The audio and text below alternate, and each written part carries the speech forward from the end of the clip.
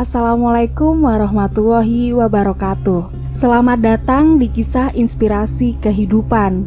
Kali ini akan disajikan kisah inspiratif yang faktanya pun sudah terjadi dan semoga menjadi penguat hati Anda. Kisah jenazah ditunggui ular di liang lahat, ternyata ini sebabnya.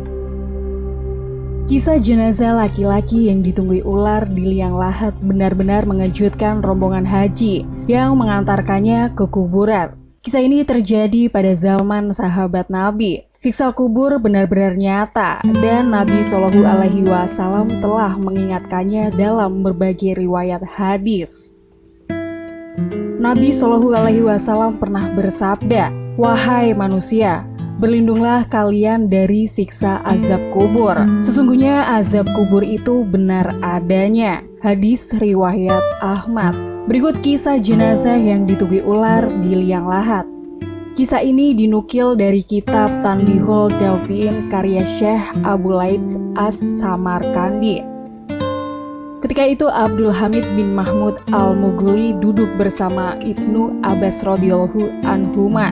Tiba-tiba datang beberapa orang dan berkata, "Kami rombongan haji dan bersama kami ini ada seorang yang ketika sampai di daerah Zazid Sahifah, tiba-tiba ia meninggal dunia.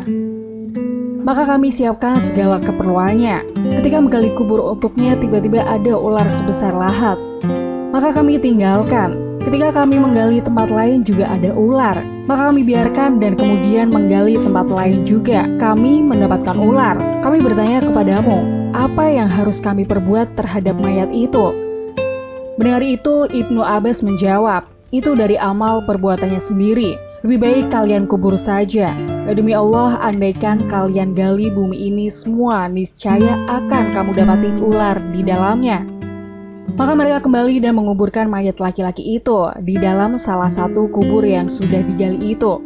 Ketika kembali ke daerahnya, mereka pergi ke keluarga mayat itu untuk mengembalikan barang-barangnya sambil bertanya kepada istrinya, apakah amal perbuatan yang dilakukan oleh suaminya? Jawab istrinya, dia biasa menjual gandum dalam karung, lalu dia mengambil sekedar untuk makanannya sehari dan menaruh tangkai-tangkai gandum itu ke dalam karung itu. Seberat apa yang diambilnya itu?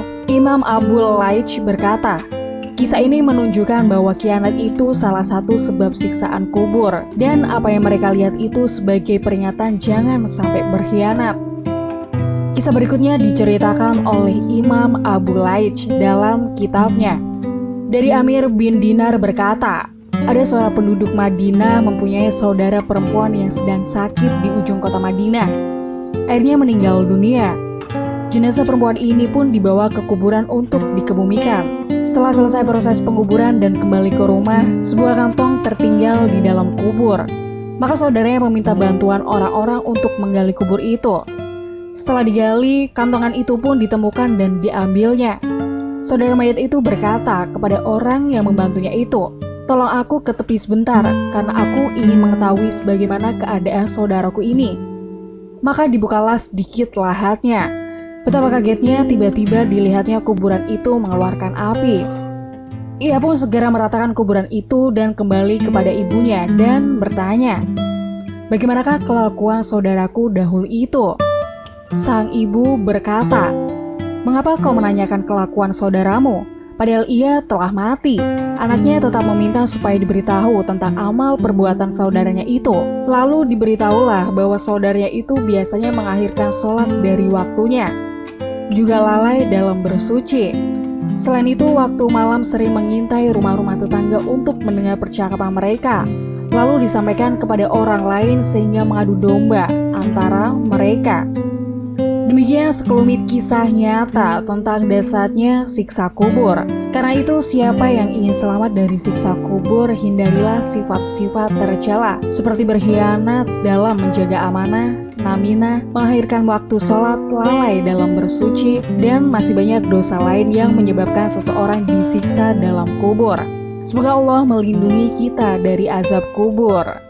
Ada keterangan menyebutkan bahwa bumi ini setiap hari berseru sampai 5 kali dengan berkata, yang pertama, "Hai anak Adam, Anda berjalan di atas punggungku dan kembalimu di dalam perutku. Yang kedua, hai anak Adam, Anda makan berbagai macam di atas punggungku dan akan dimakan ulat di dalam perutku. Yang ketiga, hai anak Adam, Anda tertawa di atas punggungku dan akan menangis di dalam perutku. Yang keempat, hai anak Adam, Anda bergembira di atas punggungku dan akan berduka di dalam perutku. Yang kelima, hai anak Adam, Anda berbuat dosa di atas punggungku, maka akan tersiksa di dalam perutku. Sayyidina Utsman bin Affan radhiyallahu anhu ketika berhenti di atas kubur, beliau menangis, maka beliau ditegur sahabat lainnya, engkau jika menyebut surga dan neraka tidak menangis, tetapi kau menangis karena kubur. Sayyidina Utsman menjawab, Rasulullah SAW pernah bersabda, yang artinya kubur itu pertama tempat menuju akhirat. Maka bila selamat dalam kubur, maka yang di belakangnya lebih ringan. Dan jika tidak selamat di dalam kubur, maka yang di belakangnya lebih berat daripadanya. Amalan agar terhindar dari siksa kubur. Selain menjauhi dosa-dosa dan sifat-sifat tercela di atas, ada satu amalan yang dapat melindungi seseorang dari siksa kubur. Dari Abdullah bin Mas'ud RA, ia berkata, barang siapa membaca surat Al-Mulk setiap malam, maka Allah akan menghalanginya dari siksa kubur. Kami di masa Rasulullah SAW menamakan surat tersebut Al-Maniyah atau penghalang dari siksa kubur. Dia adalah salah satu surat di dalam kitabullah. Barang siapa membacanya setiap malam, maka ia telah memperbanyak dan telah berbuat kebaikan. Hadis riwayat An-Nasai dalam Al-Kabir ayat 6-179 dan Al-Hakim.